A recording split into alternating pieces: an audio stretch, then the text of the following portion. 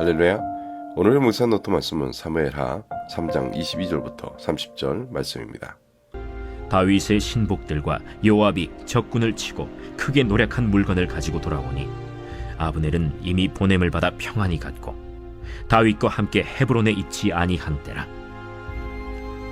요압 및 요압과 함께한 모든 군사가 돌아오매 어떤 사람이 요압에게 말하여 이르되, 넬의 아들 아브넬이 왕에게 왔더니 왕이 보내매 그가 평안히 갔나이다. 요압이 왕에게 나아가 이르되, 어찌하심이니까?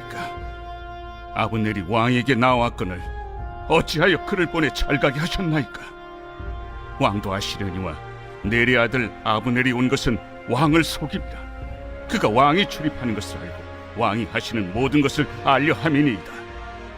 요압이 다윗에게서 나와 전령들을 보내 아브넬을 쫓아가게 하였더니 시라 우물가에서 그를 데리고 돌아왔으나 다윗은 알지 못하였더라. 아브넬이 헤브론으로 돌아오매 요압이 더불어 조용히 말하려는 듯이 그를 데리고 성문 안으로 들어가 거기서 배를 찔러 죽이니 이는 자기의 동생 아사헬의 피로 말미암음이더라. 그 후에 다윗이 듣고 이르되, 넬의 아들 아브넬의 피에 대하여 나와 내 나라는 여호와 앞에 영원히 무죄하니 그 죄가 요압의 머리와 그의 아버지의 온 집으로 돌아갈지어다. 또 요압의 집에서 백탁병자나 나병 환자나 지팡이를 의지하는 자나 칼에 죽는 자나 양식이 떨어진 자가 끊어지지 아니할지로다. 요압과 그의 동생 아비새가 아브넬을 죽인 것은 그가 기브온 전쟁에서 자기 동생 아사헬을 죽인 까닭이었더라. 성경에는 우리에게 교훈과 훈계가 되는 많은 이야기가 담겨 있습니다. 그 중에 하나가 오늘 우리가 살펴볼 아브넬과 요압의 이야기입니다. 이 이야기를 통해 우리는 복수심과 이기심이 어떻게 파국을 낳을 수 있는지 배우게 될 것입니다. 우리의 삶에 어떤 의미와 또 도전이 숨겨 있는지 함께 살펴보도록 하겠습니다. 오늘 주제는 복수심이 낳은 파국입니다. 먼저 본문은 아브넬이 다윗에게 평안한 소식을 듣고 돌아간 이후 요압이 적군을 크게 이기고 돌아왔을 때 이 소식을 듣고 불만을 표시하고 다윗의 동의도 없이 아브넬을 다시 헤브론으로 유인하고 또 냉혹하게 죽이는 장면이 기록되어 있습니다. 그리고 이 소식을 들은 다윗이 손을 씻으며 그러한 행위의 책임을 요압의 머리와 그의 아버지의 온 집에 떨어지기를 원한다 선언합니다. 요압이 아브넬을 죽인 이유는 무엇입니까? 우리는 30절에서 그 이유를 찾을 수 있습니다. 아브넬이 요압의 동생인 아사헬을 전쟁에서 죽였다는 사실 때문에 요압은 복수심을 품고 있었습니다. 그러나 성경은 요압이 아브넬을 죽인 행동은 정당한 복수로 보지 않습니다. 사무엘하 3장 30절에 아브넬이 전쟁 중에 아사헬을 죽인 것으로 밝히고 있기 때문입니다. 요압은 정의감 때문에 아브넬을 죽인 것이 아니라 복수심과 정치적인 야심 때문에 죽인 것입니다. 요압은 아브넬을 자신의 직위에 대해 유업으로 보았고 이기심으로 그 유업을 영구적으로 침묵시킨 것입니다. 그렇기 때문에 요압의 행동은 하나님의 법을 무시한 죄악으로 평가됩니다. 우리는 여기서 두 가지 교훈을 얻을 수 있습니다. 첫째, 개인적인 복수심은 항상 옳지 않습니다. 하나님의 법은 우리에게 복수를 맡기지 않고 또 사랑과 용서를 권장합니다. 둘째, 요압은 아브넬을 죽이면서 자신의 정치적인 입지를 공고히 하려는 의도를 가지고 있었습니다. 이것은 우리가 욕심과 야욕에 사로잡혀 타인을 해치거나 이기려는 유혹을 경계해야 한다는 것을 경고합니다. 그렇다면 우리에게 요압과 같은 모습이 없는지 살펴보아야 합니다. 혹시 우리가 지금 상한 감정으로 다른 사람을 대하거나 과거의 아픈 기억에 매여 있지 않는지 생각해 보시길 바랍니다.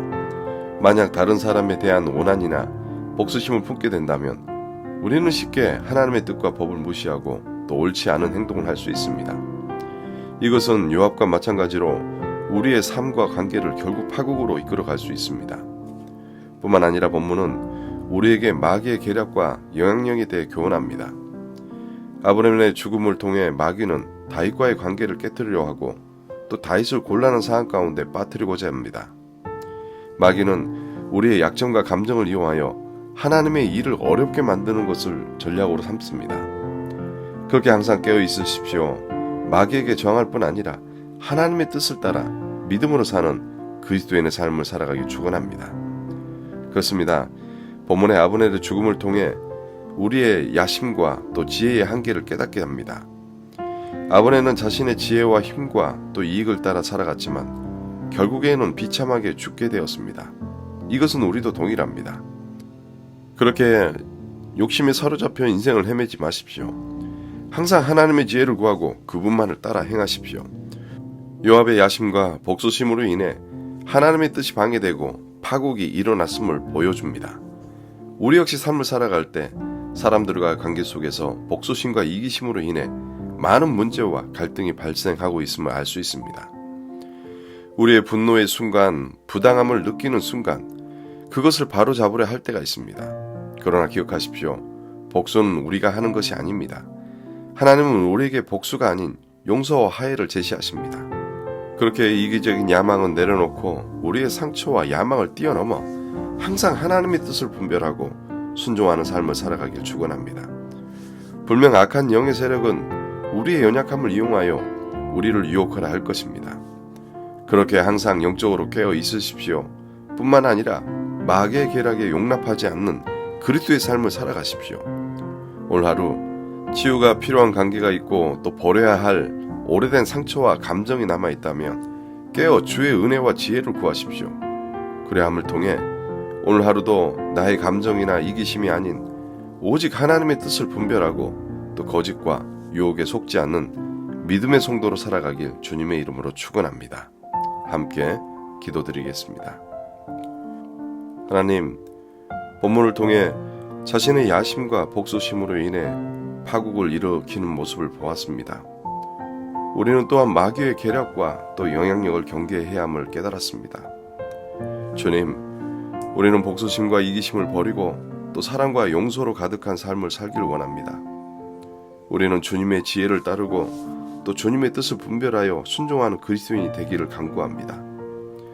우리 주변에 아직까지 회복되지 않은 관계가 있는 사람들에게도 주님의 사랑과 용서를 전하며 또 올바른 관계를 맺어갈 수 있도록 도와주시옵소서.